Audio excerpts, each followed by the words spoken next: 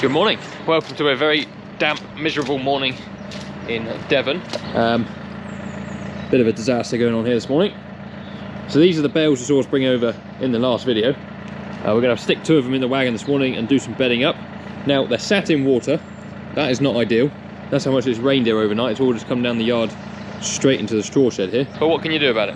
Can't do anything about that. Also, this is one of our silage pits here. We're running out of silage. So this is the green silage pit. I will need to use somewhere in the region of 1,000 kilos of this, about a ton this morning. So we'll probably end up taking, I don't know, from there that way off the pit. Which means we're going to run out in a couple of days' time. So I need to get some bales over here at some point today. But we'll do the bedding up first. I've done all the scraping, so that's done. I'm going to stick you on here, and you can see the bales going in the wagon.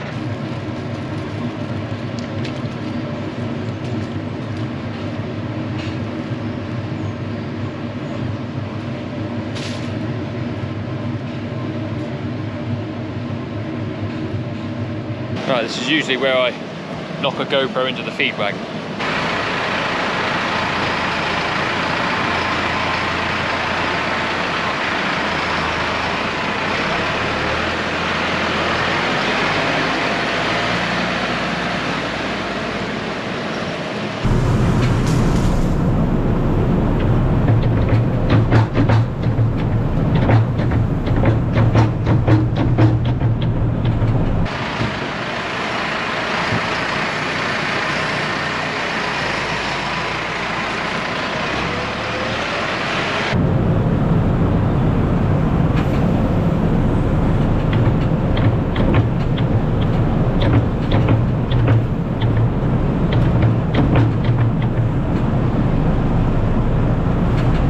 Well, looks a bit better in here, doesn't it? Lots of wet and arable. Let's go and bed them up.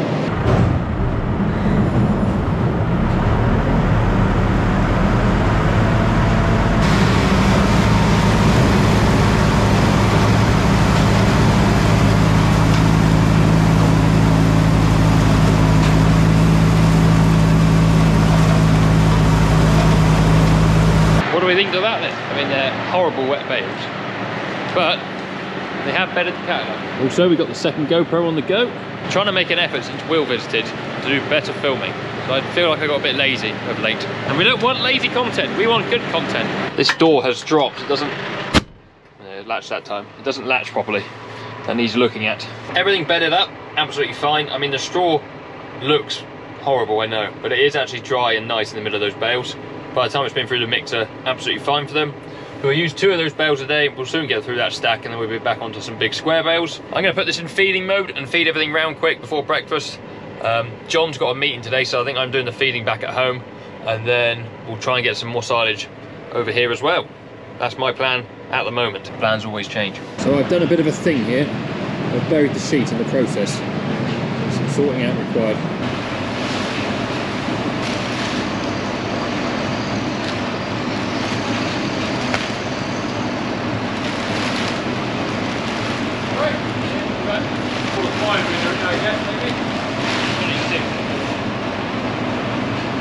Had to go and see the electrician. They're here doing some work. I think I've got most of the sheet now.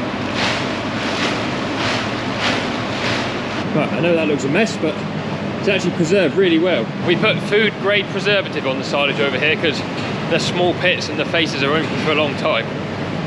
Never have any problems with waste. That'll last me today and tomorrow. The concentrate's on the first gravel here, ready to go in the mix. And we'll carry on the feeding. This is always the risky part.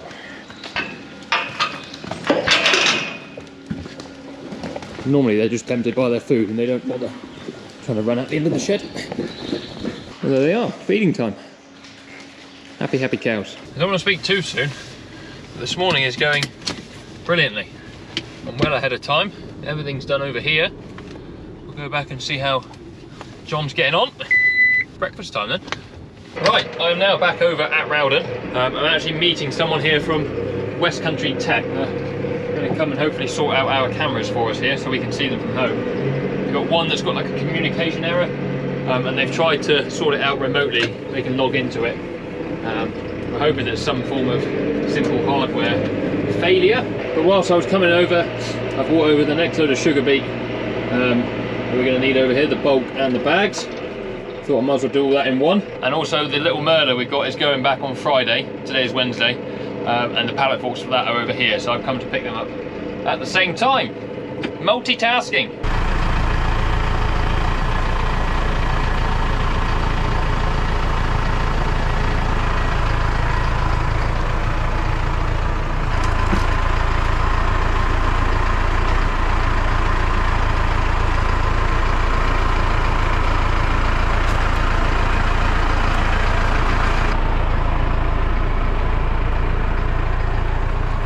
I'm now on my way back home.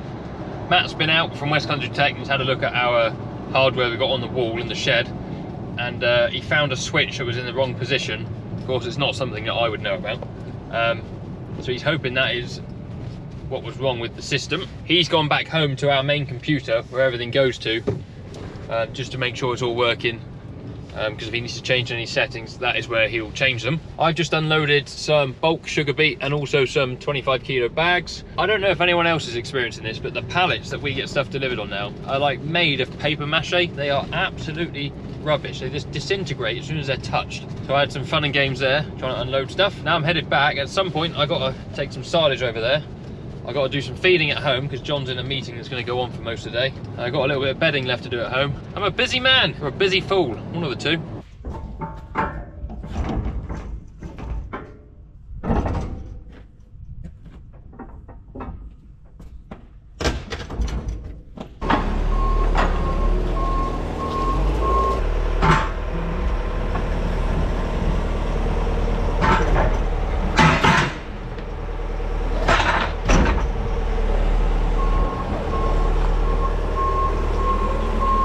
I've said it before, but this Manitou either drinks fuel or it's got a tiny fuel tank. Either way, it's empty.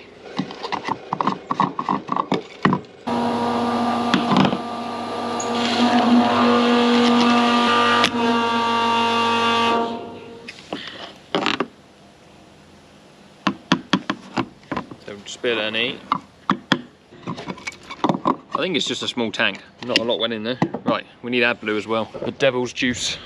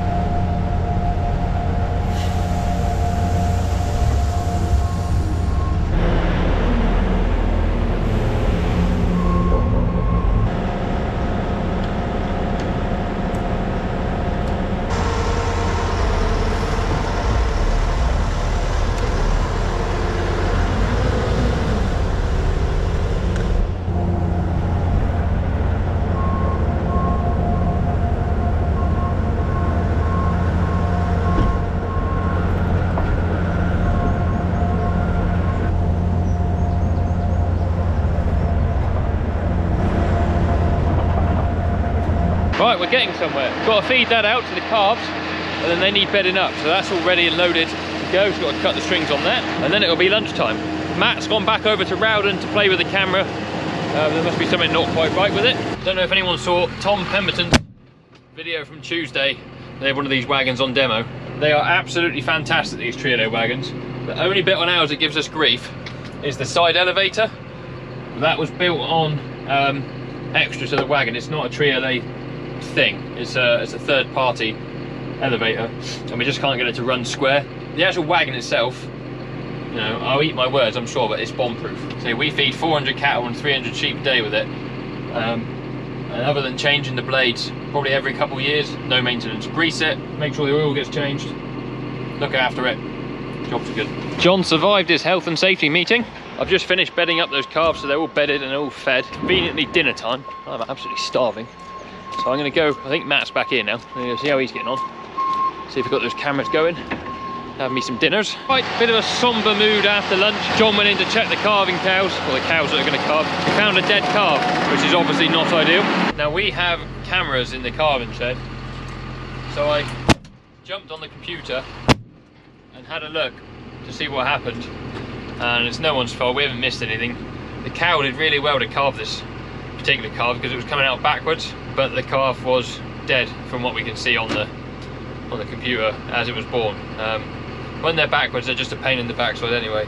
But even if we'd been there and pulled it out, I mean, she didn't take any time at all to carve it.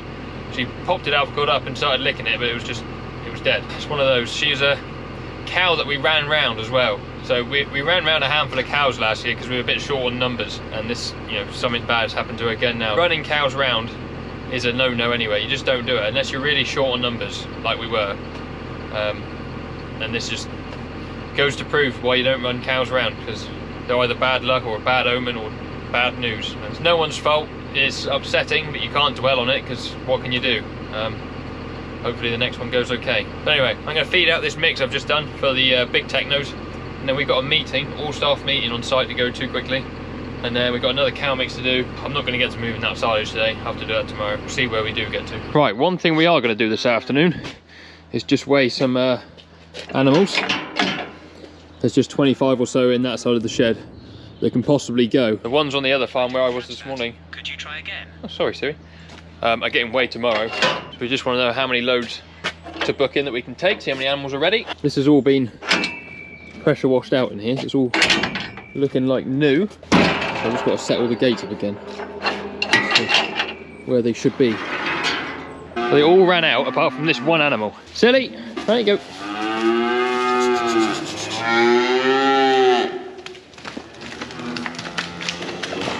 You know it's getting pretty high, the level of dung in there, when the gates start unhanging themselves.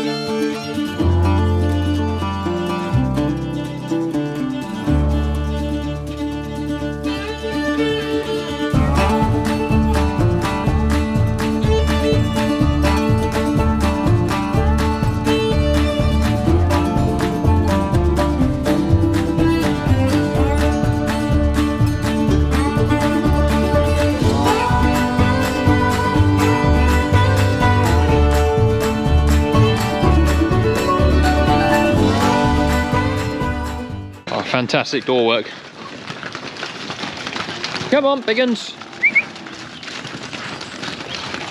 So there's 28 here, and 16 of them are heavy enough to go.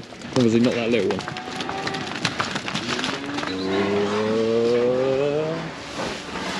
End of the day recap. So those animals are all growing very, very well, which is nice to see. We're going to book in 2 loads. I can't do two for next week. They're going to weigh animals at the other farm in the morning. There's also some blood work to do there tomorrow. They do like a blood sample for all the young ones for the DNA profile. Me and John will be here doing the yard work, so we won't actually be involved in any of that. I've got the world's slowest door down. So yeah, it's a shame about that cow having that dead calf. Got a bit of a down on the day, but where there is livestock, there is dead stock. BG Pierce have already been out and picked it up for us, so it's not on the farm anymore.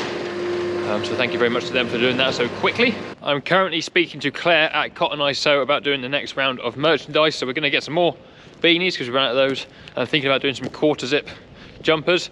Do people want jackets? Let me know down in the comments because we can sort out some jackets as well. Better get me dog before I go home. But otherwise, guys, that is it from me today. So thank you very much for watching. If you've enjoyed it, please give us a thumbs up and subscribe to the channel if you haven't already. Loads of social media links down in the description below, as well as merch. And all of our sponsors, you can find them down there as well. Thanks for watching, and we'll see you on another video very soon. Cheerio.